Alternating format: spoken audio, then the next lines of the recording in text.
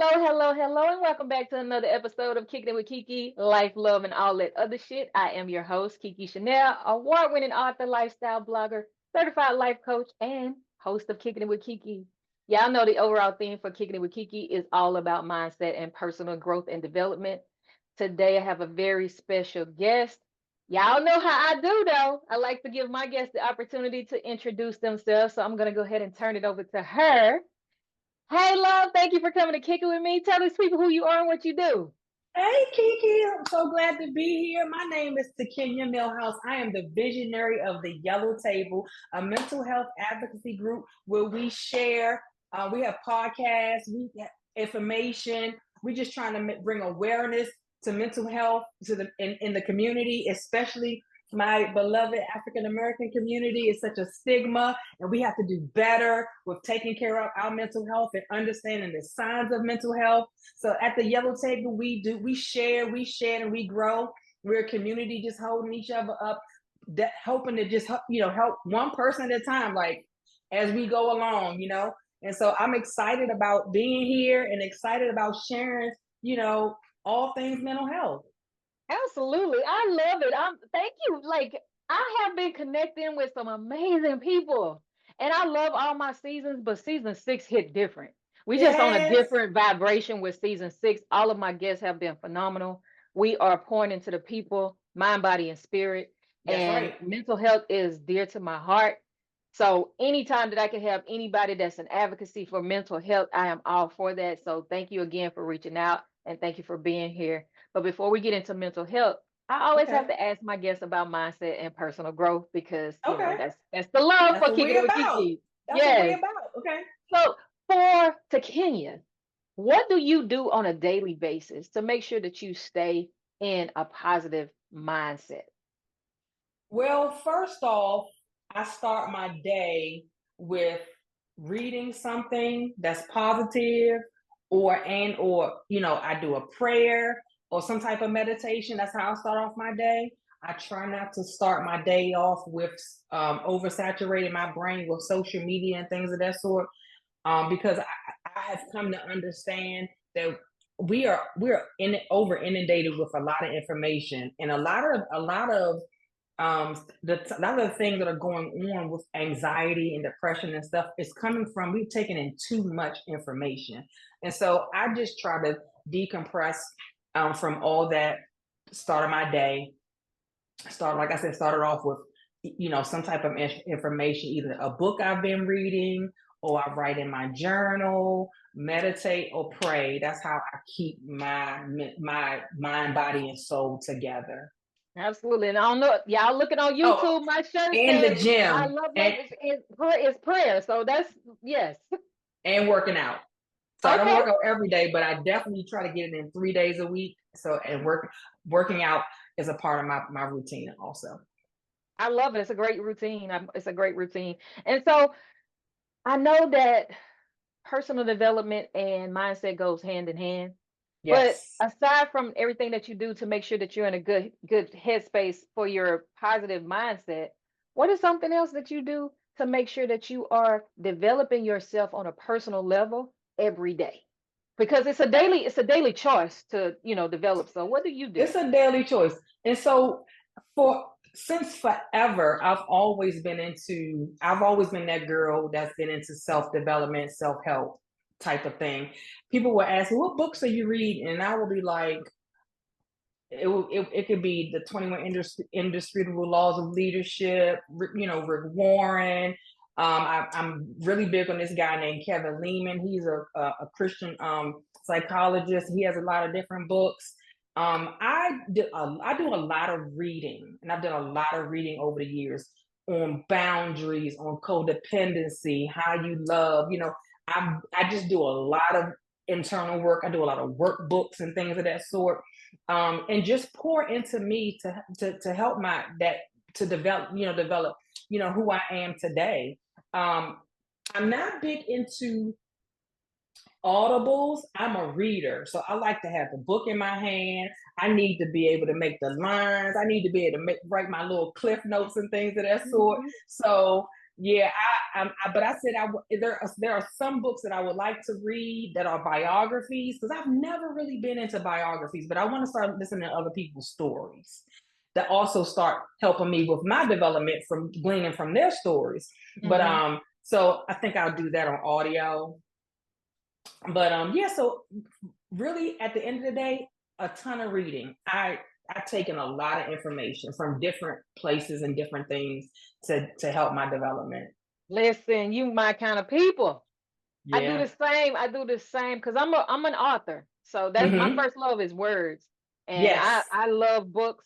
I hate loaning out books because like you said, you have your little highlighters, you have your notes, and Man. people just don't like to give your stuff back. And this is the thing.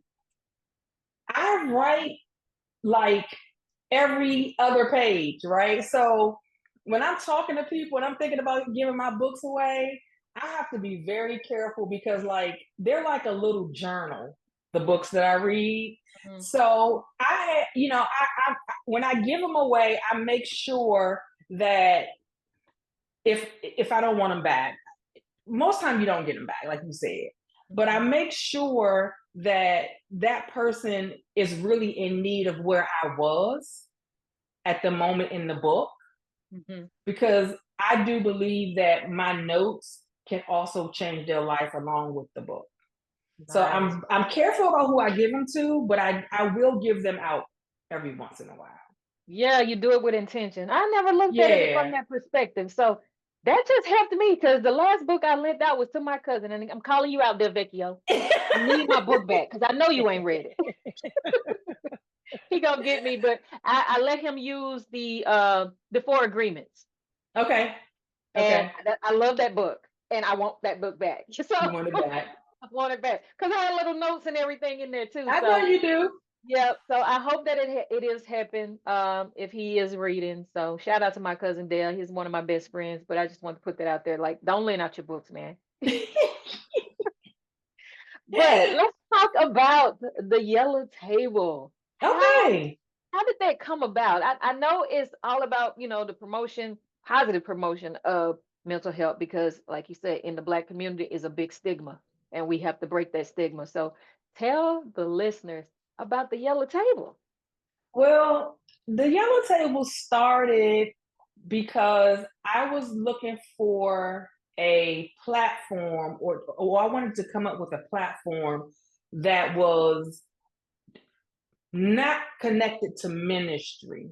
Let me just say it is a ministry, but it's not connected to church. Church. I Mhm. wanted it to be a platform where everybody felt accepted and things of that sort, no matter your background, what you love, what you like, whoever. Like, I just wanted everybody to be accepted, not based upon your religious belief, but based upon you being a human, Mhm. humanity, period. And I come from a very strong Christian background. So I have been talking to God and trying to figure out, like, listen, like, I need people to be comfortable and I don't want it to be real churchy. I want it to be I just need people to be so authentic when they come to me and when Mhm. they're hearing me and not shutting down because they hear certain, trigger words that might trigger them for their Right. experience. So yellow is my favorite color. And it was just like a table. And I was just like, you know what, I'm gonna call it the yellow table. Yeah. And I'm gonna have people come to the table and it's Yeah. gonna be yellow. And so we're gonna just have these happy conversations about some rough things, but we're gonna Mhm. have happy conversations, you know what I'm saying? Right. Because from a from a healed perspective, and even if you're not healed, but we're still gonna be happy. you know. Mhm. Yeah. So I started it about 2018, and I was just started off with just motivational things, and Mhm. then I got sick. Mhm. And around 2019, had to fight for my life, and so it Mhm. kind of died down a little bit. So 2020 came about, and I was ready to get back on the horse, and as well, I thought I was, and I had a nervous breakdown Oh from wow. COVID, getting Mhm. sick, and losing my business. And Mhm. that is that journey through the nervous breakdown that I had led me to 9 psychiatric stays during 2020 to 2022, 14 medicines later, and just Google the stories for the experience that I dealt with the whole mental health arena for myself. And I was just like, with anything, I have this slogan, it's called nothing wasted, right? And I kept on telling God as I was in that process, I was like, you're definitely not going to let this piece just go to waste. Like, I know you didn't take me through all this to not be able to show up and show that you can get past it. Because I also was severely suicidal during that time. Okay. And so, like, it's a story behind it. And so the Yellow Table is blossoming again from that moment and though in that story, and it's just taking its own form. And I just love what God is doing with it, because people need to know.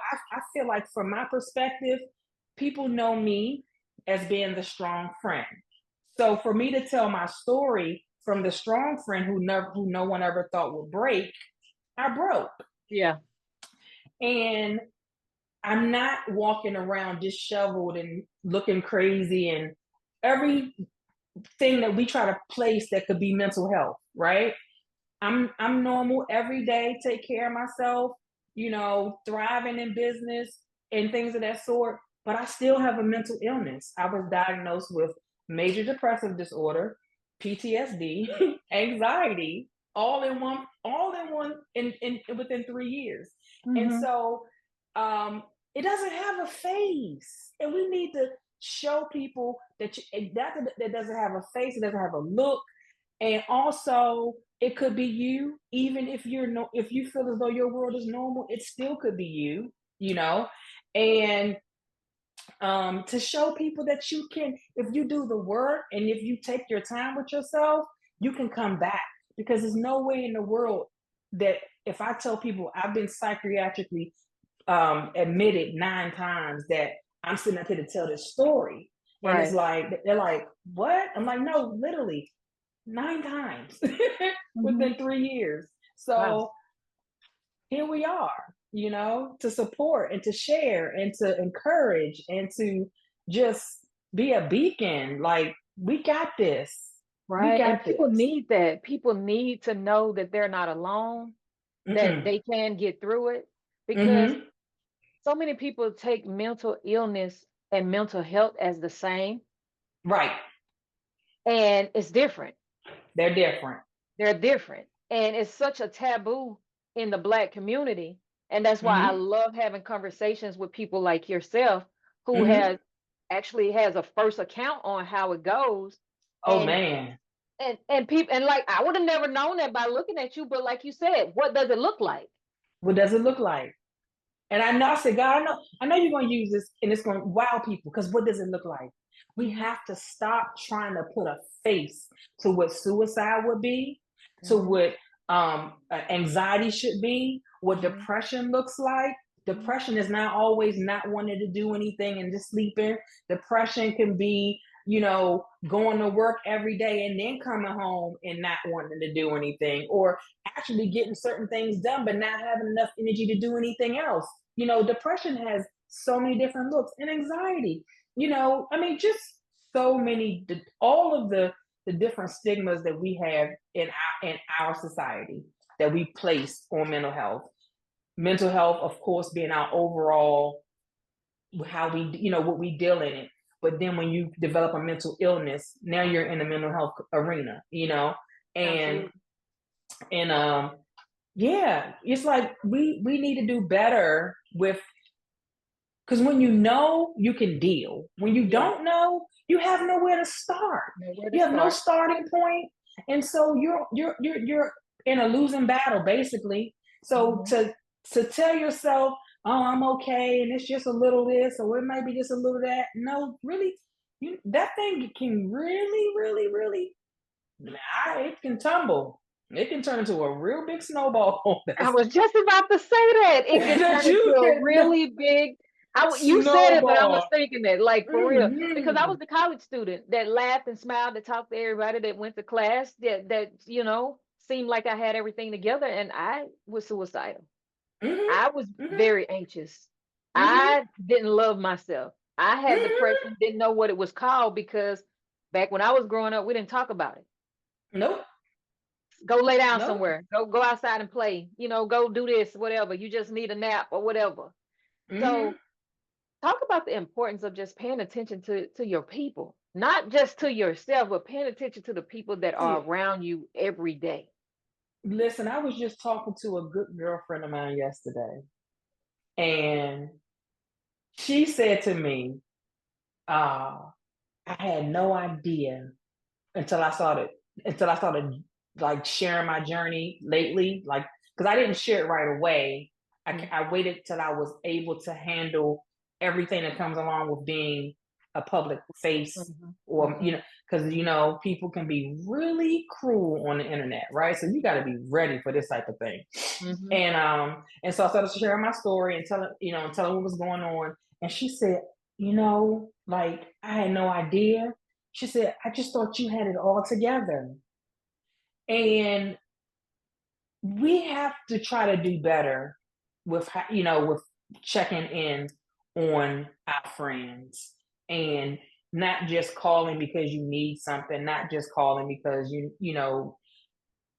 maybe you don't need anything, but just checking in and making sure that people are okay, especially the ones that never talk. The ones that are silent, those are the ones that scare me, Mm-hmm. because they're bottling things up, they're holding everything in. Most of them are suppressing and not expressing and things of that sort. So, and like you said, going to school every day, smiling. Look at Stitch.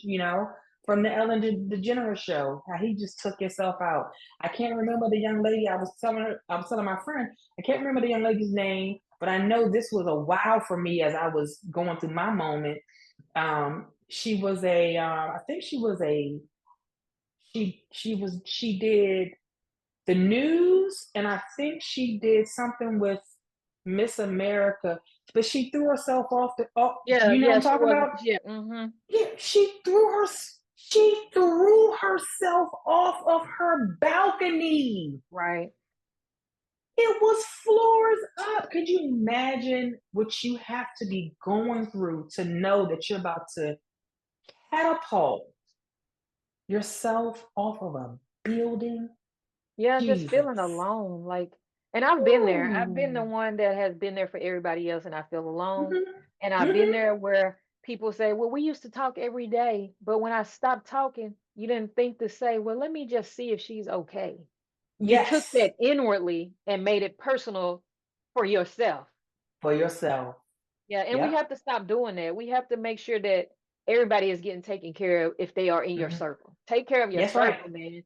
Life Take is care of too your short circle. to hold on to grudges and animosity and Mhm. regret and all the things. So mental health is tricky. It's tricky. And you know what? We have to become a less self-absorbed society. Yes. We're very self-absorbed. And how we live in these days, 2-second TikTok, 3-second Instagram, 4-second Facebook, you Mm-hmm. get this, how we roll in these days, we really are self-absorbed, because social media makes superstars out of people who never, you get what I'm trying to say? Like, Yep. that ability can create people. Mm-hmm. And we start to think we're way more than what, not to say what we are, but we just need to stop being so self-absorbed Yeah, we need to become more self-aware. and self-aware. Yeah. Mm-hmm.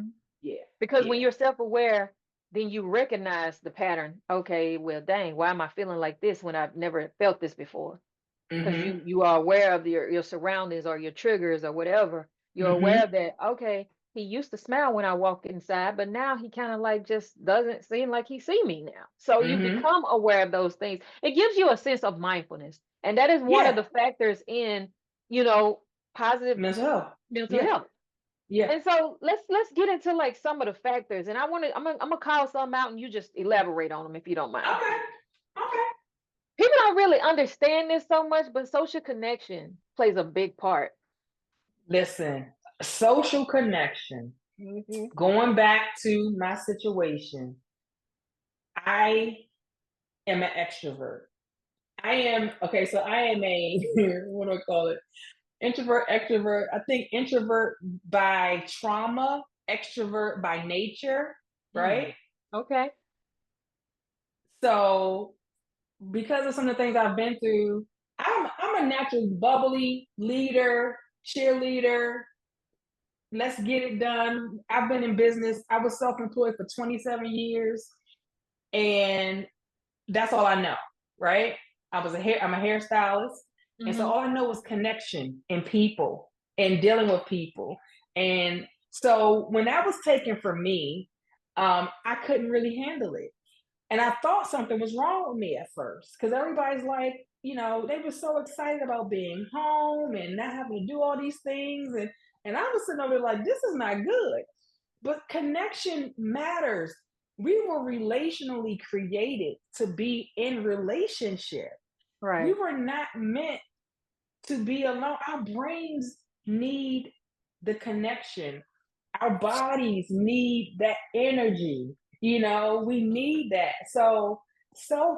Connection is very, very important. Like, Mhm. we just have to do better. Like, so we do things like we stop trying to make friends, or we stop hanging out with people, or we stop doing certain things because we've been burnt, or things have happened. But what you have to end up doing is you have to learn how to develop and to pick your friends. These things we weren't really taught. Like, Mhm. we have to be okay with knowing that at one point maybe your picker was just a little off, Yeah. you know, and you were only able to choose based upon what you knew at that time. Like, you have friends that you had from childhood, and then they might not be they might not be able to last through, your teenage years, or your teenage years might not be able to last through your 20s. But we weren't that smart, and we weren't that aware of how to make good friendships and connections and what they look like. Right. So I feel like don't quit, don't stop, you Mhm. know, but learn the tools that are needed to create and to begin to foster those great relationships. Absolutely. Because we're ever evolving, or we should at least strive to be. Yeah. So my 20-year-old self is not how my 46-year-old self is now. Like No, if I could go not back at to all. 20 and take all of the stuff that I know now, I would have saved myself so much time and energy and unwasted whatever on people, places, and things. And I would have got myself out of a lot of situations because I'm a firm believer that you can't blame Faster. everything on God. You can't blame everything on God. And let's put it out there, you can't blame everything on the devil either. Sometimes it's us. No, listen, we have a part to play. And this is why I said I wanted to take away the church piece to the yellow table. Because Hmm. I'm taking away the excuse, really, is what I'm doing. Hmm. Because we are lazy in our belief. We spiritual bypass everything. Everything. Hmm. If we don't want to deal with something, oh girl, I'm gonna pray about that. No, you need to No, deal you're with that. not. You Uh-huh. ain't praying about nothing. That's No. just you saying, I don't want to deal with it. You Hmm. know, or trying to find um just every excuse not to do your part. And we know, like it says, faith without works. Hmm. Why do we not get it? Hmm. It's a work that we got to do in this whole thing. Like, there's a piece to it. I had to learn, and I had to learn. I had to learn. I couldn't lay there and cry and say, I'm crying out to God. And then nothing changes, and you're like, well, God's not listening. Yes, Yes, He it is. is. He's listening, Mhm. but it's a part that you have to You have to do your do. part. Hmm. You got to do your part, So, yeah, we really have to get better in our religious community with taking our responsibility. Oh yeah, we definitely do. We definitely do. And I want to jump into another one that a lot of people really just don't that we don't think about too much. Mm-hmm. But giving back to others. Everybody Mm-hmm. is so it's good to be selfish in a sense that you're pouring into yourself and you're bettering yourself, but you have to at some point want to reach down and grab somebody and pull them up when you come up. So one of the factors that I want to talk about to promote positive mental health is giving back to others. And let's speak about that a little bit because not too many take that as something that affects us mentally. Yeah. So I know for myself, like I had to learn balance with that. Hmm. And I think the key to that is having a healthy balance. Yeah. Um, because I was an overgiver because I felt like God had given me so much, and it was also the people pleaser in me, Hmm. that I was doing too much and I would hurt myself. So instead of saying I'm never going to do anything for anybody else ever again, I never took that perspective. I began to figure out how I needed to pour, you know, like um our grandmothers and things of that sort. They would give from their cup, right? And they wouldn't have enough for themselves. Right. Well, I have to give from my overflow. I Yes. learned that. I give from my overflow. If my cup is depleted, then I can't give you what I don't really have. Hmm. But if I make sure that I've been working on myself and I'm in a place and I'm healthy and I have an overflow, you can have it. But I definitely going to make sure I'm taking care of myself where I'm not hurting myself in the process of being a giver. Because Hmm. it's like the law of attraction. You give out, you get back. You know what I'm saying? So Right. like you can't take that away. It has to be a part of your life and in your process. Hmm. So I hope Oh that yeah, that was answers the question. perfectly said. Perfectly said. I love that you talk about the overflow because sometimes you can be given to people that has a crack in their cup, so they're never being Hmm. refilled because they Yeah, just want attention and they just want to yeah. pull from you and leave you drained, and then now you thirsty and everybody thirsty because they cracked, There, their cup was cracked, yeah. and you just Right. pouring, Yep. pouring, pouring. Yep. So yes, Yep. thank you for that. And then I want to get I into the call them major one. One of the major ones. but I call them emotional vampires. Oh. Mm. Mm. They ain't got nothing Wow. for you, honey. They come to drain. They So coming to dry, suck you dry. Yeah. yes. Yes. Wow. Yes. So want to talk about seeking professional help. It's okay to speak with someone. And it's okay Listen. to try them out. You don't have to just commit to the first one that you meet. It's just like a pair of Mm-mm. shoes. Try it on until it's the perfect fit. Try it on Mm-hmm. until you like it, then you put it together with the outfit and that you walk in that room and say, okay, I see you. So Mm-hmm. let's talk about seeking professional help, and it's okay to shop around in that department. Seeking professional help. You know, I go back. I'm gonna go back to our faith base. We just thought if we called the pastor that was the help that we needed. Yes. Listen, I'm gonna say this: the church is not equipped. They're not ready. You need to call you somebody that has them letters behind that name to go and start searching for someone that can help you from a educational point of view, not Hmm. just a spiritual point of view. Um, Counseling, therapy are totally two different things. Totally different. Yep.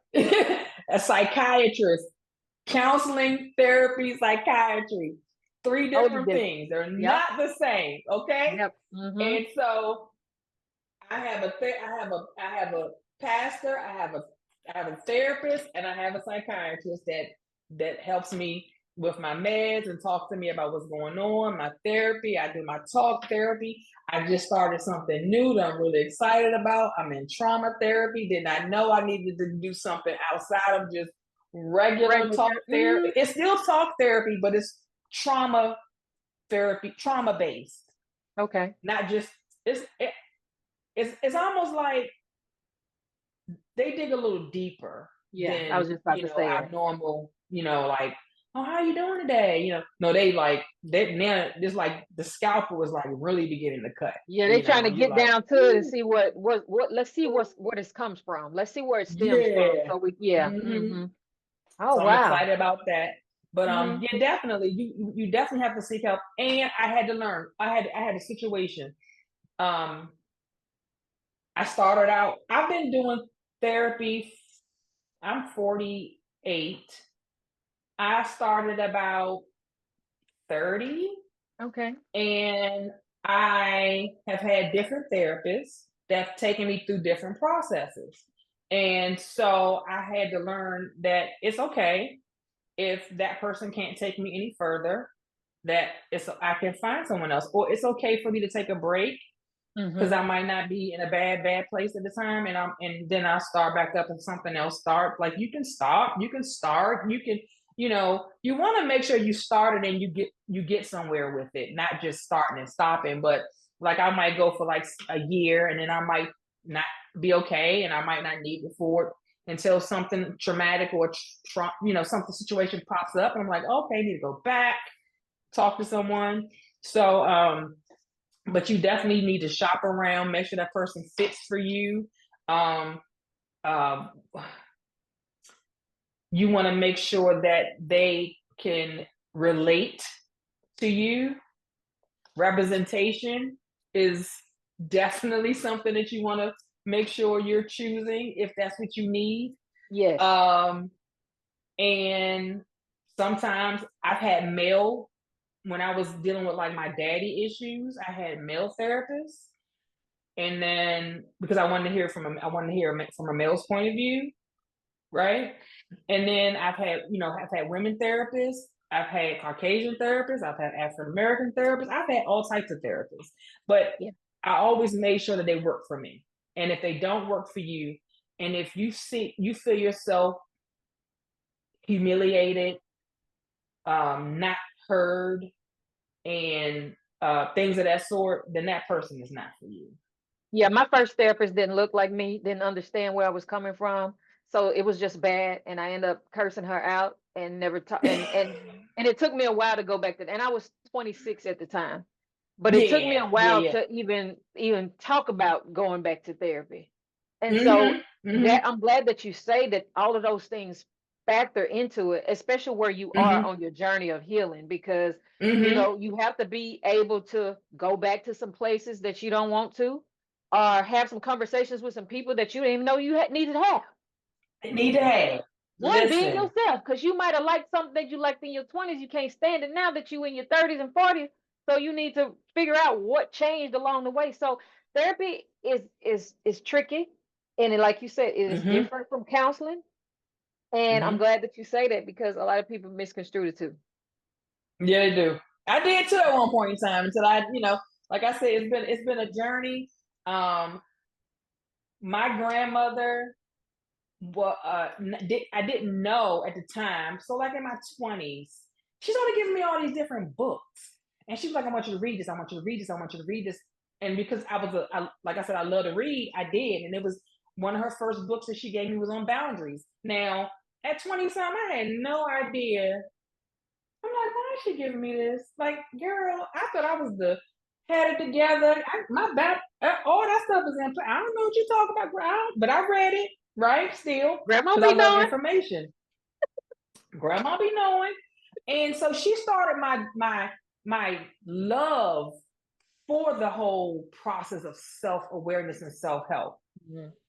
a long time ago, and so um I just appreciate the whole journey in itself of how it started and how it's going and where I'm at this point. Um, because it's definitely I feel as though a vital part to you being a whole person, a whole being, like your whole Right. being, Love it. Mm-hmm. like, Mm-hmm. yeah. Yeah, I love that. I love that.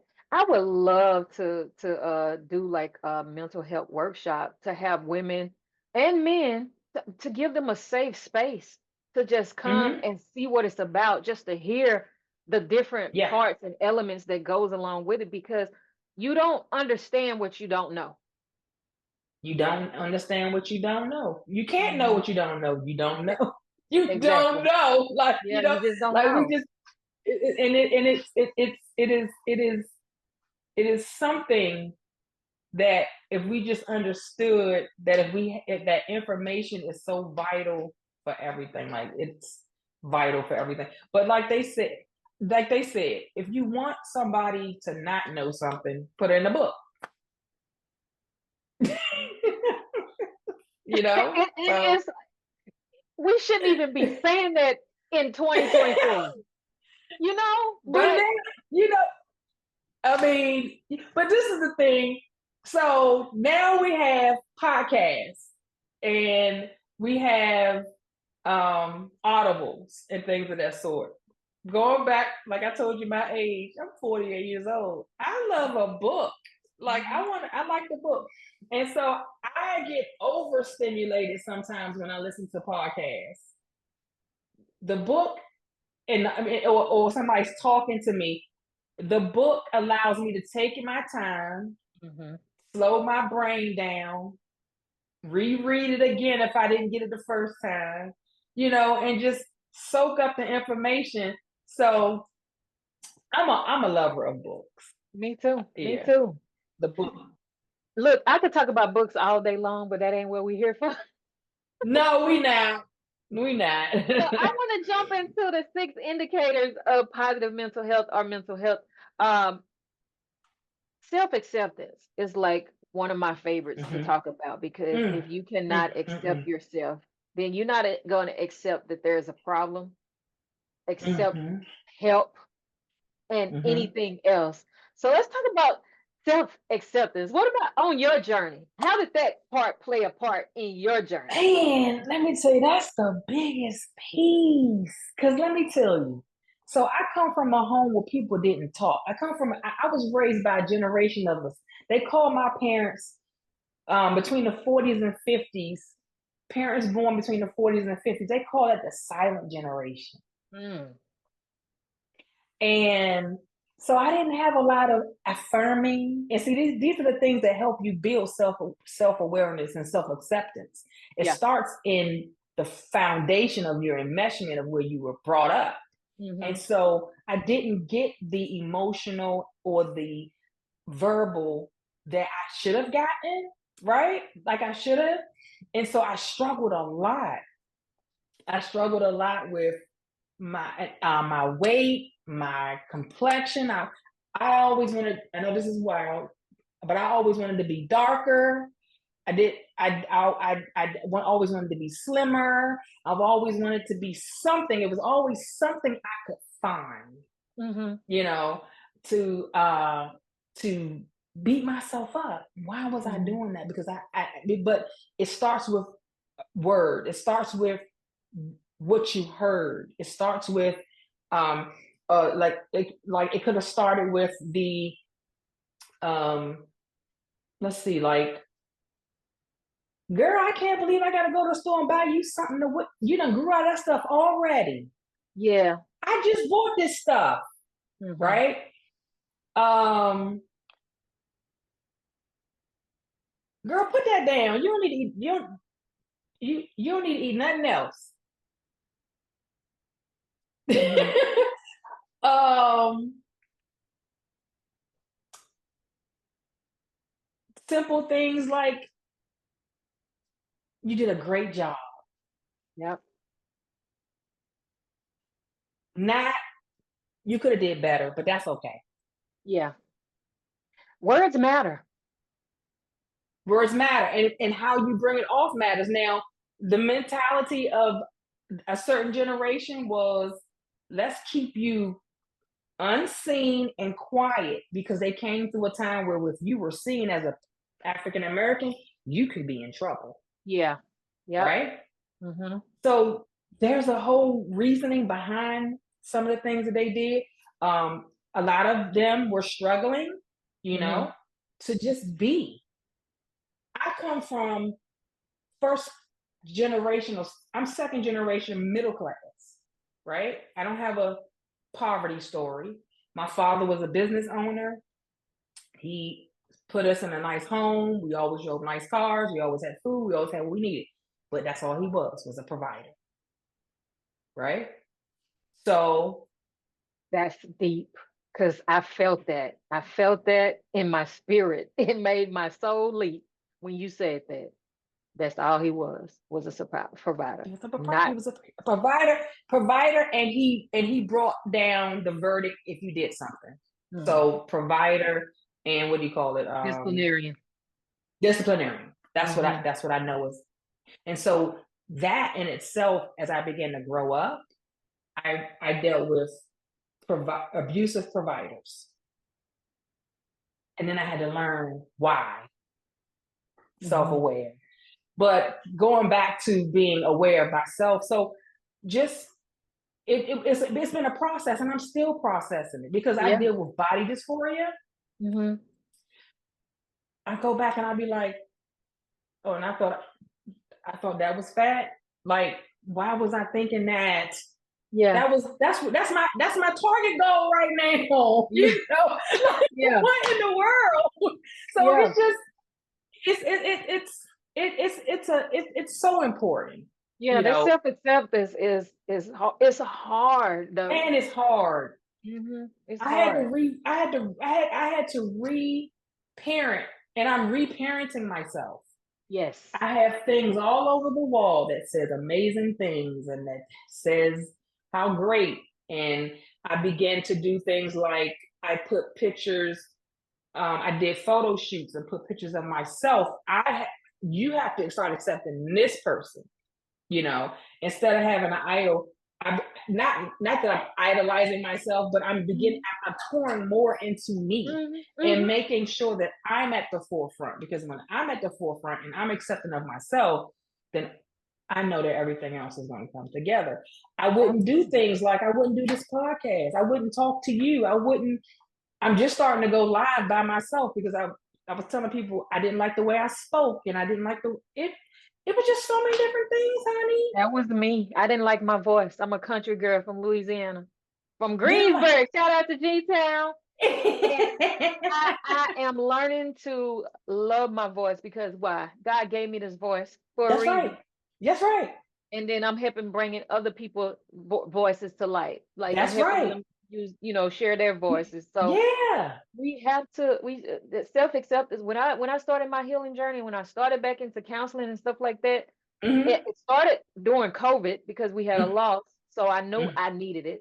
And Mm-hmm. then it's a constant thing. So I've always accepted myself, but I always felt like the self-love part was missing Mm-hmm. because I felt like, and I talk about it in my book that I just released in January. I talk Okay. about how I felt that when my paternal grandmother passed away, I felt like all the love that I was receiving, she took with her. Mm. Not realizing that it was just my wounded inner child, Mm-hmm. holding on to that when I had a great childhood. Mm-hmm. Everybody that was around me showed me love, and I had to go back to that 5-year-old KeKe, Mm-hmm. and she took me to different parts in my life doing this Mm-hmm. guided exercise. Shout out to Lady Key. Um, and I realized, like, dang, you really needed she needed to know that you have been receiving that love from the people that's been in your life since forever. Yeah. Yeah. So I talk about doing that work and shadow work, man. Oh man, I bought the book. I have it too. I wasn't ready, but I think I'm ready now. I think I'm ready now. I haven't started it yet, but I read some different articles about shadow work, and so Mm-hmm. I know what to expect. So Mm-hmm. now that I've done these different challenges and I've started the process and I'm in that place of healing, I'm ready for it. I think Yeah. that the conversation that I'm gonna have with myself is gonna be totally different than what it would have been 5, 6 years ago. Yeah, because you're coming from a different place Hmm. and a different understanding. Hmm. So that shadow book should not be open to just to you have to be you definitely have to be on a in a an experienced walk in this journey Hmm. before you start digging that far deep in that Yeah. end, because that's going to, man, the You have to ride, you be. got to be ready for that ride, That's what I was honey. about to say. You gotta be ready. That self-discovery, like you have to be intentional when you're doing stuff like that. And you have to really be dedicated Hmm. to doing the work. Hmm. Because if you stop, what's the point? It's, mm-mm. No Hmm. point. No point. I'm loving this conversation. Man, we're gonna have to do a part two or something. I love it. I love it. I love Yes, it. whenever you're ready. Listen, I'm ready. We might do a bonus episode, y'all. We might have a part two coming because I want to still we just touched on that self-acceptance, which is one of the 6 indicators. But Right. I really want to do a part two. So we're gonna come back for part two and we're gonna talk about the other 5. That's fine. That is Yes. absolutely fine. I'm But ready whenever you are. before we get off though, I would love for you to just give us some of the signs to look for when it comes to mental health. Like some of the signs to pay attention to. Whoa. So, um, people that are pushing people that when people are pushing people away, suicidal signs. One of the things I listen for is stuff like, I'm tired, I'm just so tired.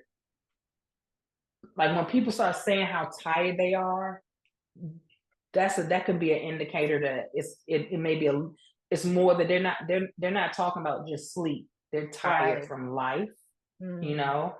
Or I'm exhausted. um when people are not able to, an indicator they're not doing the things that they enjoy anymore, Mm. that's an indicator. Definitely cutting people off and shutting people out. um yeah, those are some of the things that I definitely know that I pay attention to, you know. Mhm. Or when someone, oh, you know what, when someone is overstimulated, when they're doing too much, because now they're trying to deflect and not deal, Mhm. you know. um I would say, I know for me, one of the things I had to pay attention to was my appetite, because I had a food addiction, you know. Okay. And so I pay attention to that when I know something could be possibly going on, if I starting to just grab to eat, you know. Mhm. So just those are just a couple of things that I can really say and talk Yeah. about. Yeah. Yeah. And I'm gonna add self-medicating too. Oh Like yeah, definitely self-medicating. self-medicating. Or always if you come to somebody and you're positive, but they always flip it and it's always negative, that's an Hmm. indicator as well. Yeah. Yeah. Because I did that. Okay. Like So I had people give me an saying, I'm gonna example. pray for you. I'm gonna pray for you. No, don't pray for me. Pray for yourself. I'm good. And I meant that because I'm one just thing saying that it, but I I did, meant I, it. and let me clarify this because my walk with God has always been a solid walk, you Hmm. know. And so even in my darkness, I Hmm. knew that I was not alone Hmm. because if I was alone, I wouldn't be sitting here. Hmm. And Hmm. the day that I thought about doing something drastic that could have ended my Hmm. life and my daughter's life, I Hmm. heard the voice of God say, use your words, that the words that you use to empower and inspire other people, use those words to keep you from doing what you're thinking about doing. Listen. So going back to how you said about the negativity. So like I said, I've always been an empowerment encourager. And when I was going through it, my worst time, my mother came to me and she said, what would you tell somebody else? Put on what you would tell somebody else. And in my mind, I was like, lady, that's not what I want to hear right Right. now. But this is the thing on the other side of it. And I always talk about my podcast when talking about it on the journey into the other side, right? So on the journey to the other side, now that I'm on the other side, I can look back and say, she was so correct, right? Yeah. But at that moment, You ain't want to hear that. it was just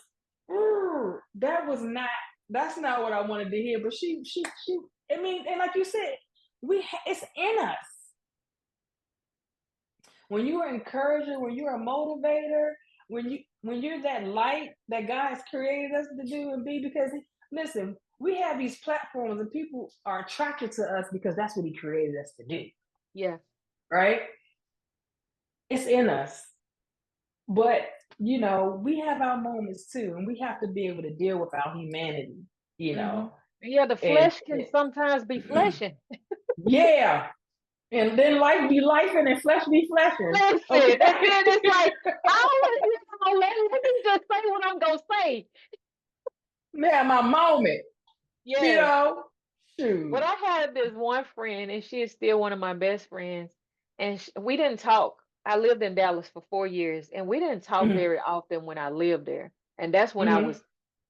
I was at my lowest during that Mm-hmm. time.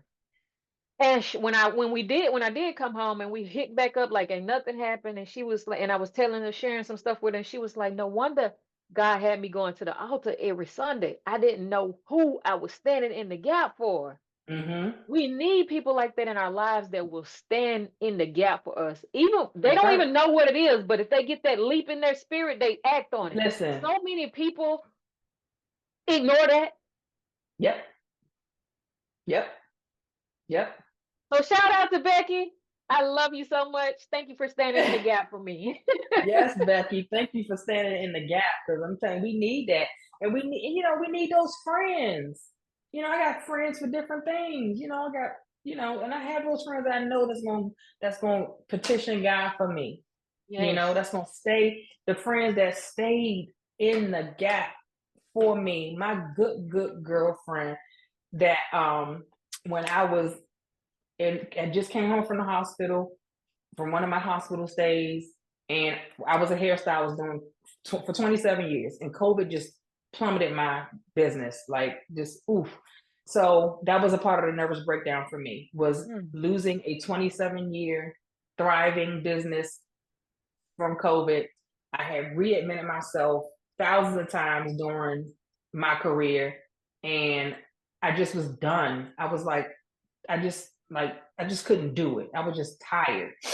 And then the exhaustion had come from, I just came out of a divorce and I fought for my life, and then COVID happened, and it was just like, I was like, God, what else could happen? And I just was exhausted and was going through those moments, and I needed somewhere to work.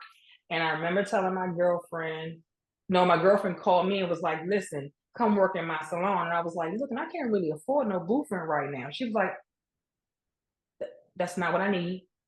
She said, what I need is for my girlfriend to live. What I need is for my girlfriend to be alive. She was like, I don't care. What do you want to pay me?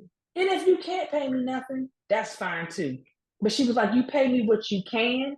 And she did that for me for a year and a half. What business owner do you know gonna let you come in your business, work, but all she worried about is this process that you on, and that she wants you out of it, and she wants you alive because you want to Want you to be unalive alive, yourself. man. Listen, when you see that woman, give her a hug, man. Listen. I still work with her, and I'm still there, and I'm thriving in her business, and I'm paying her and giving her what she. But listen, when she called me, if she called me asking for anything, you she got it. got that. She got that. Yes, I listen, and and that brings me to one of my good friends, and we lost touch for a while, but he actually listened when I was at my lowest Mm-hmm. and helped me to find my voice to talk about it. So Mm-hmm. I will forever love him, and he will always be a part of my life. And shout out to Doug. He know who he is.